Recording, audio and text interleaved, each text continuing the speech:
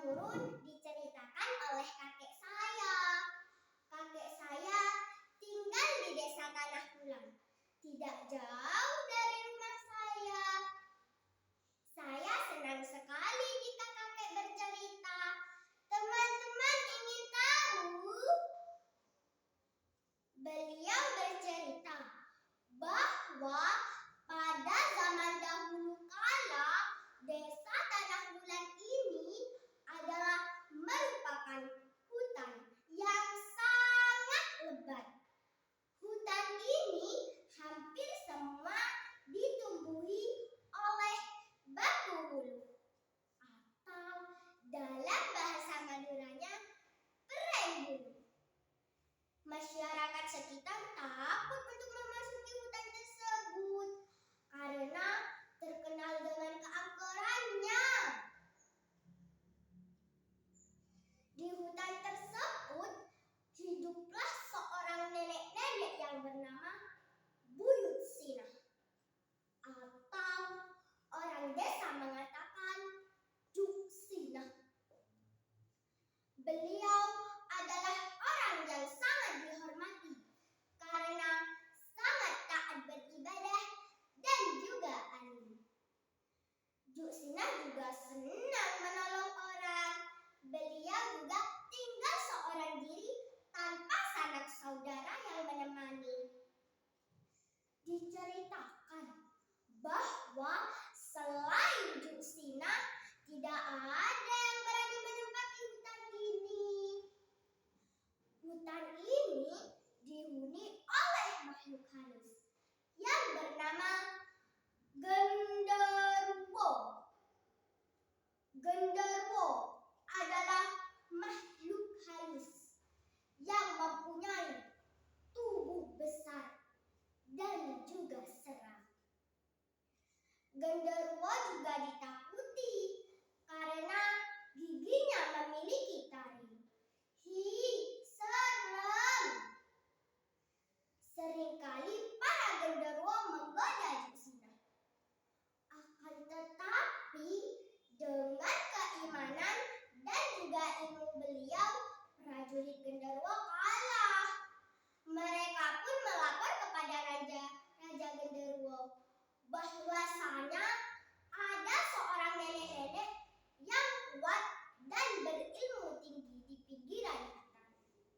Prajurit berkata, "Maaf Baginda Raja, para prajurit tidak dapat mengusir Cuk Sinah karena beliau memiliki ilmu yang tinggi."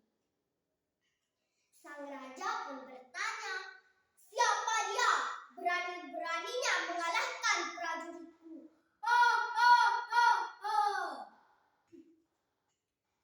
Prajurit menjawab, "Beliau bernama Cuk Sinah. Beliau adalah orang yang alim dan berilmu tinggi, Baginda." Baginda Raja memberi perintah, "Tetap ganggu dia, jangan sampai kalah." "Baik, Baginda." Prajurit pun pergi meninggalkan Baginda. Pada suatu hari, putri sang raja jatuh sakit.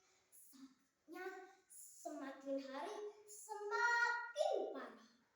Raja Genderuwo cemas dengan keadaan putrinya. Sang putri merintih, "Ayahanda, Ananda sudah tidak kuat lagi menahan sakit ini." Raja sangat sedih mendengarnya. "Putriku, kuatkan hatimu. Aku akan mencarikan tabib yang dapat menyembuhkanmu.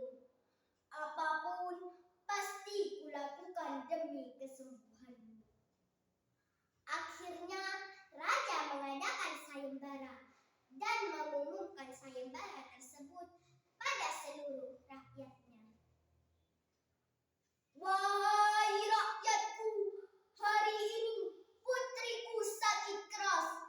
Belum ada satu tabib yang dapat menyembuhkannya. Untuk itu, aku akan mengadakan sayembara. Siapapun yang dapat menyembuhkan putriku, maka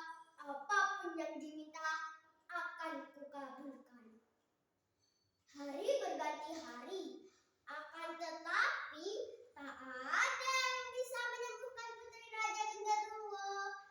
Pada saat termenung, sang raja teringat pada seorang yang diceritakan oleh prajuritnya.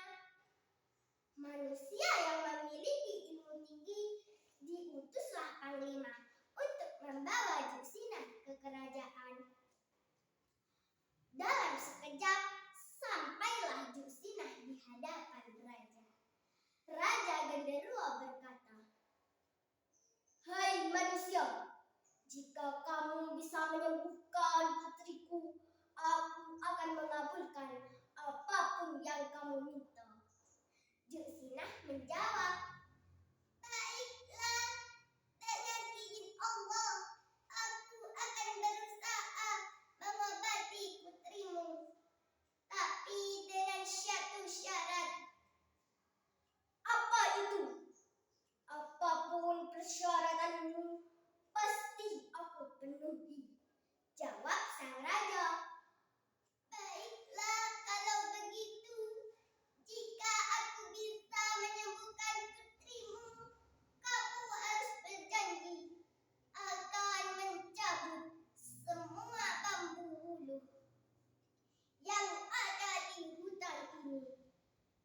Bukan hanya itu, kamu dan juga semua prajuritmu harus pergi jauh dari hutan ini dan tidak boleh menyakiti manusia lagi."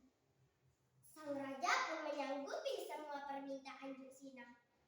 Tidak berapa lama kemudian, setelah diobati, akhirnya sang putri sadar dan sembuh. Sang raja pun sangat senang.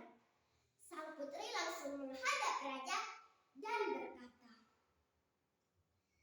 "Ayahanda, Ananda sekarang sudah segar, bugar, kembali berkat diobati manusia itu. Maka penuhilah apa yang menjadi permintaannya." Sang raja senang sekali dan berkata, "Tentu putriku." Kemudian